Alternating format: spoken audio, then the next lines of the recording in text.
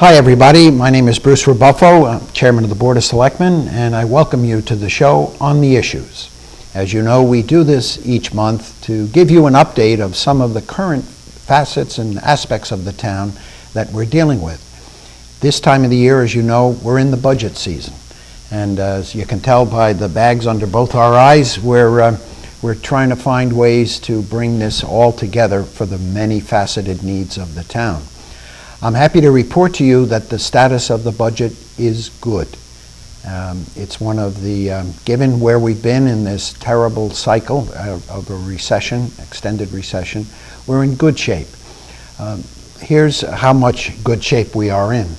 When I first became a selectman, due to a variety of reasons, our fund balance was at an 8.9%. That's an important statistic for one reason. It's key to the rating agencies and how they look at us. As you know, in my 6 years as a selectman, I've been focused on maintaining the AAA rating. And as you may have seen on some of our selectmen's meetings, both Standard & Poor's and Fitch have confirmed that AAA rating. And that means we reversed the trend from that 2008 number of 8.9%. And I'm happy to report that this year we expect that fund balance number to be at 18.07%. That puts us right at the midpoint where the finance subgroup of the advisory committee says we need to be, between 16 and 20%. And we're going to do that, but we've done that by being judicious in our spending, but also being able to incorporate tax growth and to sustain that at the 2.5% level, and being able, getting some assistance, small though it may be, from the state. About 10%, Ted, of our budget comes from the state. About roughly, little less. Little less, 9.8 or some number like that. So by getting those revenue sources, that's been a good help to us. And the other thing that the town, as you've seen from the number of for sale signs, the new growth is back into the town at a reasonable rate. Nowhere near the rate it was in the early 2000s, but at a comfortable level of $850,000, and that's what we've been trying to work at. It's up a little bit this year from last, if I recall, and that's a good thing.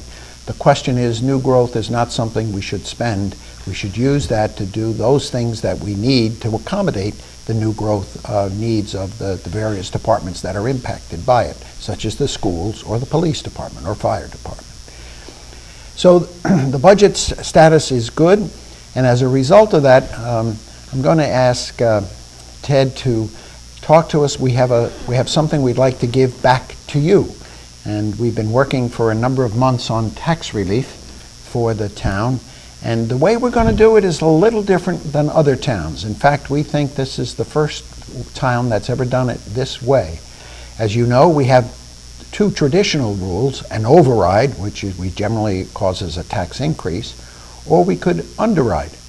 But both of those tools don't work well in an economy that could be up and down. So we think there's a better way to do it. And I'll open it up to Ted to talk to us, if you would. Thank you. Well, thank you, Bruce. Thank you for inviting me on to the show. So the town is looking at several different areas with its tax relief. First was determining sources to come up with revenue for that. And the meals tax, which was a legislatively provided taxation for local communities. Hingham adopted the meals tax in 2011, and that's produced about $620,000 a year annually in taxation. It's a 0.75 of a percentage rate added on to your meals tax when you go out to eat prepared food at a restaurant or other establishment that would prepare prepared foods. And so utilizing that revenue and not including it in any operating budget is allowing the town to essentially give that right back to the property tax owner, reducing their burden for the overall running of operations in the town.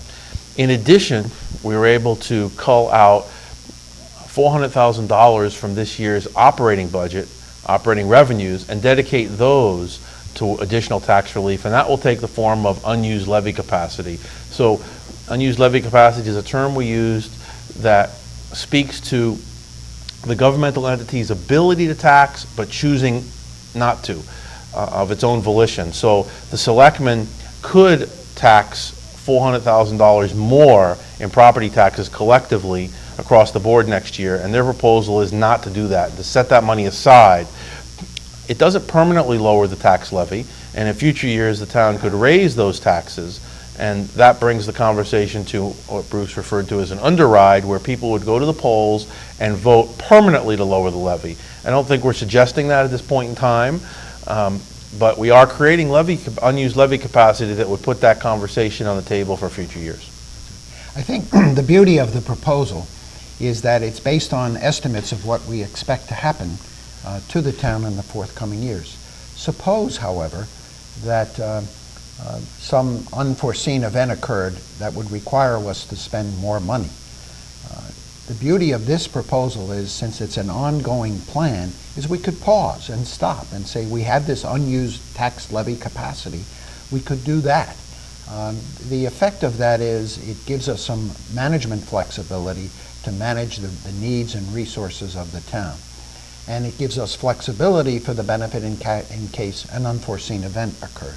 But by doing this, the thing that Ted has done, what many of us thought when we introduced the meals tax was that it's an opportunity to pay, to give back to the town monies that would help the citizens of the town in the running of the town. So by using the meals tax as a tool to fill in that resource need, it's, I think, a good thing. So I'm very happy to report that. You'll hear more about this in the coming meetings of the selectmen, so that you'll see what the impact on you is. But it's a good thing because Hingham is a good town, and it's very fitting with our needs. Another, I think, a good news opportunity for the town is an opportunity that presented itself to the town to potentially purchase some additional land. As some of you may know, near the Stop and Shop on Beale Street is a company called Hingham Mutual.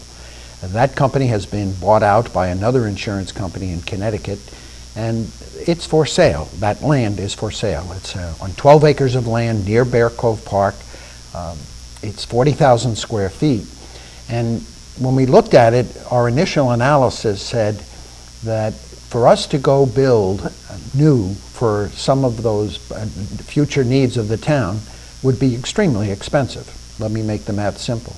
We know that our senior center here in town needs to grow because that's the most growing portion of our population. In addition, we know as well that the dispatch center, the new combined regional dispatch center that we have here, could potentially grow as well if our other towns wanted to join with us. And the third need is our recreation, one of the better programs that Hingham gives to its citizens, and a well-run plan, but so well-run that it too has future space needs. Therefore, when those three needs presented themselves, what would we do to fulfill that? So Ted, through his contacts, was able to begin to have discussions. At the Selectmen meeting on March 7th, we made an announcement to the town that thanks to the good efforts of our town administrator, we'd been in negotiation with the owners of the Hingham Mutual property. So we made a press release to say that we are in negotiation, and maybe Ted, you could fill in a little more of the discussion if you would. Sure, I've been speaking with the folks who own the building where the former Hingham Mutual Insurance Company was located for about a month now, them and their representatives, as we work towards a deal to acquire the property for the town's recreation and senior center. They have a desire to sell the property to someone who's going to be a good custodian. I think we've made a very compelling case that we are such that, and hopefully we can get to that transaction before town meeting, but if not, sometime over the summer. I think the benefit that it gives us is it's a building already constructed, obviously available for use. It has a daycare center already built in it. Correct. It's got an existing lease with a daycare provider. Daycare center operation. It was done primarily for the employees of the company, and they've branched out to serve the community as a whole. And they have an existing operation in there. I'm not sure if they'd like to continue or not, but that'll obviously be part of our conversation. But we think it's well suited to house both our recreation and our senior center. It will obviously need some modifications, interior space modifications, because it was set up as a corporate office with executive offices on the outer edge and workspace in the center of the buildings. But it is a good facility and something that I think will allow our senior center and our recreation center to grow. Right now, the recreation center is working with less than 10,000 square feet of space, and they are clearly needing of some more elbow room. The senior center is operating right now at 7,500 square feet of space, and a report that we recently undertook produced results that said they need close to 20,000 square feet. Some conversations about renovating this building for that would cost quite a bit of money, and so this presents a pretty good opportunity. It also comes with 12 acres of open space that abuts Bear Cove Park. In addition, last benefit is that it also abuts the fields, Lynch Field, and this might give us an opportunity to correct some things at the fields as time goes on. That's right. I think the beauty of the opportunity is, as Ted explained, is we are a growing town with growing needs, and this allows us to accommodate those needs. But more importantly, as you know, my whole basis for being a selectman was let's do it prudently and efficiently, and I think we have some building costs that we could mitigate if we had this building already up and in our control.